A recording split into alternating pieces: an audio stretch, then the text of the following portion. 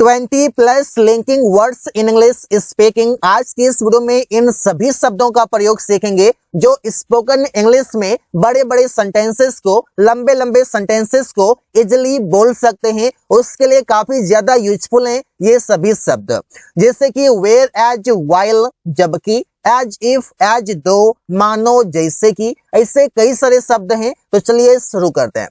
Provided या providing, मतलब आप प्रोवाइडेड भी प्रयोग करेंगे और प्रोवाइडिंग भी करेंगे। इसका मीनिंग इस तरह से है, बशर्ते, शर्त ये है कि, पर, तब, जब, ये तीन तरह के इसका मीनिंग है।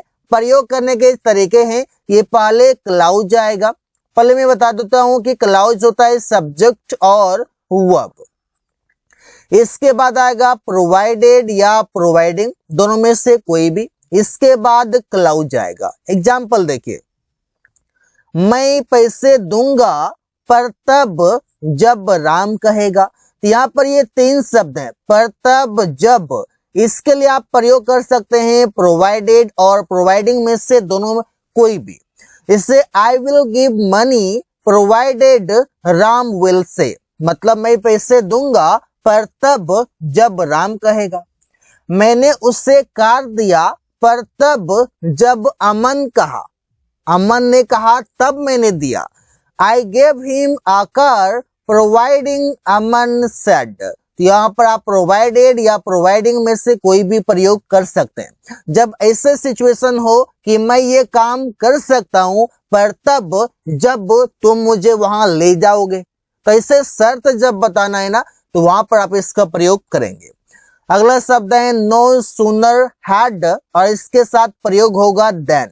अब इसका मीनिंग है ही था। किससे प्रयोग होगा, एग्जाम्पल देखते हैं। सेंटेंस में आएगा नो सूनर हैड, इसके बाद सेंटेंस आएगा।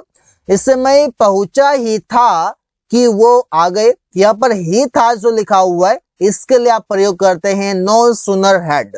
सिचुएशन क्या होगा, जैसे कि कोई काम एकदम फिनिश हुआ और उसके तुरंत बाद दूसरा काम फिर से शुरू हो गया, एक फिनिश दूसरा start. No sooner had I reached, मैं पहुंचा ही था कि देन दे केम, वे लोग आ गए या वो आ गए। हम सोए ही थे कि बारिश आ गई, मतलब सोए ही थे तुरंत और कि बारिश आ गई। तो no sooner had we slept then the rain came. तो इससे आप प्रयोग कर सकते हैं। अगला है as yet, yet, till now, by now, so far. इन सभी का हिंदी मतलब जो है वो होता है अभी तक या आज तक। एग्जाम्पल से क्लियर हो जाएगा, मैंने अभी तक काम पूरा नहीं किया है। I have not completed the work as yet, as yet का मतलब हो गया अभी तक। I have not completed the work yet, मैं अभी तक काम पूरा नहीं किया हूं, ऐसे भी बोल सकते हैं। अब ये तो रहा कि एज येट और येट सेंटेंस के लास्ट में आप ऐसे प्रयोग कर सकते हैं। रवि अभी तक खेल रहा है, Ravi is playing till now, Ravi is playing by now, Ravi is playing so far. तो इस तरीके से आप मतलब सेंटेंस के लास्ट में इन पांचों शब्दों का प्रयोग आप कर सकते हैं अभी तक या आज तक के लिए। लेकिन यहाँ पर देखिए कि ये एज येट और येट का सेंटेंस जो है, इसमें आप नेगेटिव सेंटेंस बनाए हुए हैं। मतलब कि येट और एज येट का प्रयोग आप जब करते हैं तो वहां पर नेगेटिव सेंटेंस ज्यादा बनता है, और प्रेजेंट परफेक्ट कंटिन्यूअस टेंस का सेंटेंस भी बनता है, प्रेजेंट परफेक्ट टेंस का भी बनता है ऐसे। लेकिन ज्यादातर जो बनेगा प्रेजेंट परफेक्ट टेंस का सेंटेंस बनेगा। अगला शब्द है वेयर एज और वाइल, दोनों का मतलब है जबकि, और ये दो क्लाउज के बीच में प्रयोग होगा इस तरीके से।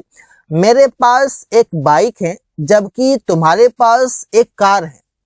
आई have a bike whereas you have a car. तो इससे बोलते हैं ना कि मेरे पास ये है जबकि उसके पास वो है। मैं सो रहा था जबकि वो पढ़ रहा था, तो इससे भी बोल सकते हैं। राकेश शिक्षित है जबकि उसका दोस्त अशिक्षित है। राकेश इज एजुकेटेड वाइल, या फिर whereas his friend is uneducated or you can say illiterate। अगला शब्द है एज इफ और एज तो मतलब है मानो या जैसे कि, दो मीनिंग है इसका। वही दो क्लाउज के बीच में लंबे सेंटेंस को, बड़े सेंटेंस को बोलने के लिए इन सभी लिंकिंग वर्ड्स का प्रयोग किया जाता है। जैसे कि रोहन अंग्रेजी बोलने लगा जैसे कि वो अंग्रेज हो, दैट मीन्स कि आई गॉट शॉक्ड। तो Rohan started speaking English as if he is an English man. तो इससे आप प्रयोग कर सकते हैं। अमन काम करता है मानो लेबर, मतलब कि उससे तुलना कर सकते हैं कि उसके जैसे काम करता है। तो अमन वर्क्स एज दो ही इज अ लेबर। तो इससे आप प्रयोग करके सेंटेंसेस कई सारे लंबे लंबे बना सकते हैं। अगला शब्द है ऑल्दो, दो, इवन इफ, और इसका दूसरा जो पार्ट है जो पेयर बनाने के लिए प्रयोग होता है वो है even then, yet, still, however, then also. इन सभी का प्रयोग करते हैं और ये इन सभी का जो मीनिंग है ये है यद्यपि, भले ही, हालांकि, और इन सभी का जो मीनिंग है वो है तब भी, इसके बावजूद भी, फिर भी। तो एग्जाम्पल से आप समझ पाएंगे प्रयोग कैसे करना है और मीनिंग इसका पेयर के लिए कैसे बनता है।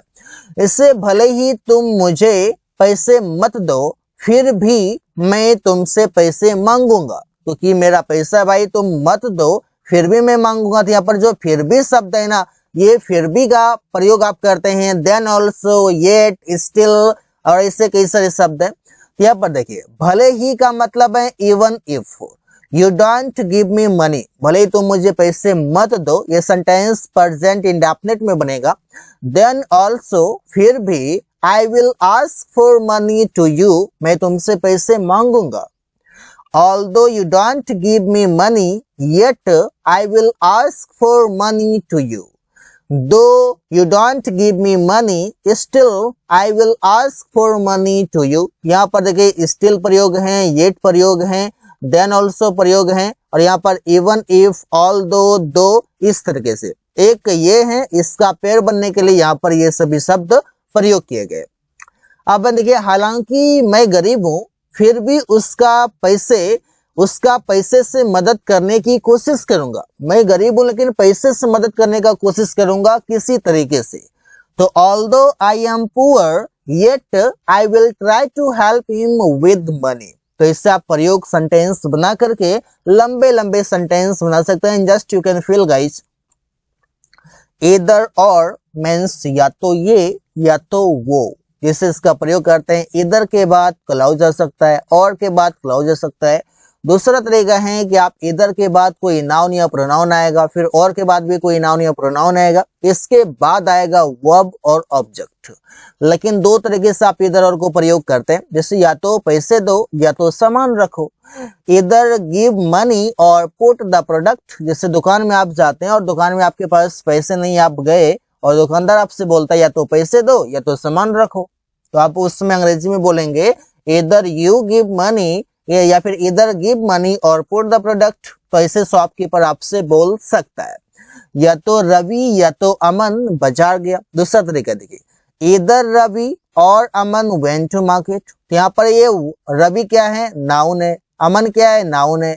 यहाँ पर ये क्या है, तो ये एक इंपरेटिव सेंटेंस है, गिव मनी।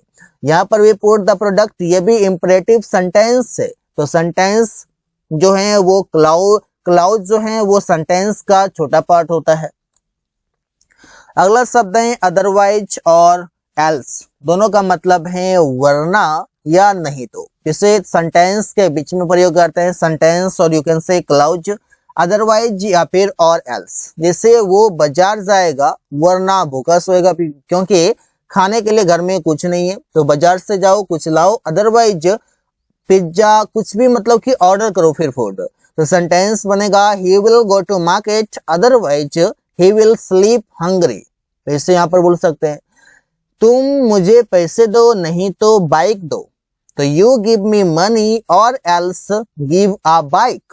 तो इससे प्रयोग कर सकते हैं जहां पर वरना हो, वहां जहां पर रिजल्ट बताना हो कि भाई ये करो वरना वो करो, तो वहां पर आप इसका प्रयोग करेंगे।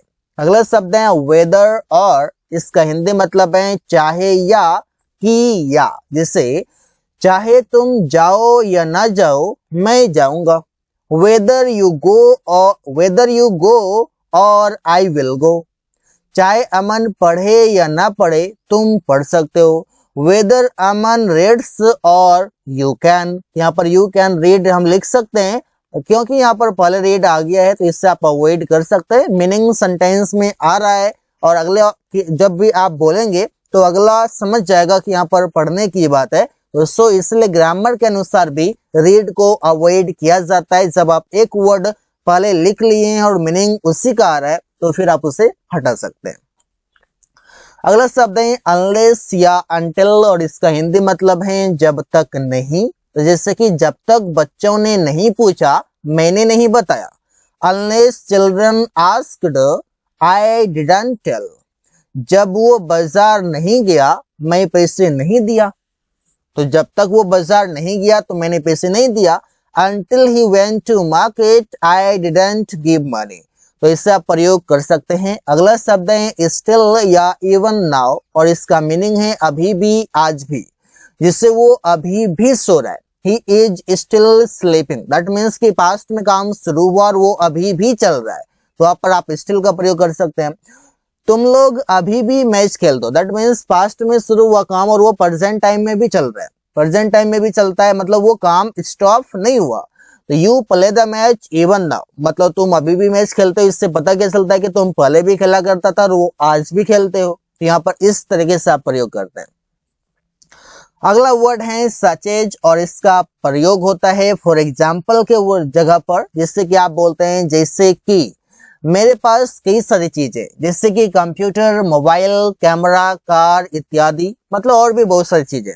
तो आप वहां पर एग्जाम्पल के तौर पर आप इसका प्रयोग करेंगे। जैसे आई हैव मेनी थिंग्स, मेरे पास कई सारी चीजें। अब बताओ क्या क्या है। तो सच है जैसे कि a computer, a mobile, a camera, a car etc। तो इससे प्रयोग करते हैं। अगला शब्द है एज वेल एज और इसका हिंदी मतलब है साथ ही साथ। जैसे मैं साथ ही साथ मेरा भाई भी यहाँ काम करता है। मैं तो रहता हूँ, साथ ही साथ मेरा भाई भी रहता है। तो आई इसके बाद एक कोमा लगा देंगे। As well as my brother, इसके बाद एक कोमा, मतलब दो कोमा के अंदर एज वेल एज के साथ कोई भी वर्ड को आप ऐड करेंगे। इसके बाद वर्क हियर सेंटेंस बना लेंगे। अगर इसको अलग करेंगे तो आई वर्क हियर, मैं काम करता हूँ, साथ ही साथ मेरा भाई भी करता है। तो as well as my brother, यहाँ पर इससे सब्जेक्ट के बाद कॉमा, इसके बाद इससे लेकर के कॉमा से इसको बंद कर देंगे और इसके बाद वर्क हियर लिख देंगे। रमेश साथ ही साथ अमन भी यहाँ है। Ramesh as well as Aman is here. तो इससे आप प्रयोग कर सकते हैं। अगला शब्द है एज सुन एज और द मोमेंट और इसका हिंदी मतलब है जैसे कि। जैसे ही उसने बोला मैंने दे दिया। As soon as he spoke I gave.